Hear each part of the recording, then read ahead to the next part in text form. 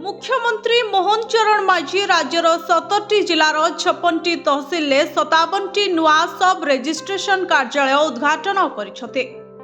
एहा द्वारा आजिठारु राज्यर समस्त 370टी तहसिल सब रेजिस्ट्रेशन कार्यालय कार्यक्षम हैला। एथिरे कटक तहसिल अधीन रे एक अतिरिक्त सब रेजिस्ट्रेशन कार्यालय मध्य रहिछि। एही अवसर रे मुख्यमंत्री कहिथिले जे पूर्वरु जमी जमा संक्रांतीय काम पाई लोकंकु जिला मुख्यालय को जिबाकु पड़ुथला। एथिपाई आमे संकल्प नेइथिलु सरकार को पाखकु लोके आसीबे नाही, सरकार जिबे लोकंक पाखकु। तेणु समस्त तहसिल सब रेजिस्ट्रेशन कार्यालय कार्यक्षम करी आमे क्षेत्र रे एक माइलस्टोन हासिल करिछु। उभय तहसिल और रेजिस्ट्रेशन कार्यालय उत्तम समन्वय रखी कार्य करि परिबे एवं रेजिस्ट्रेशन परे म्यूटेशन पट्टा सहजरे हेबा सहित रेजिस्ट्रेशन क्षेत्र में पारदर्शिता बढ़िबो और मध्यस्थक हस्तक्षेप रहिबो नाही।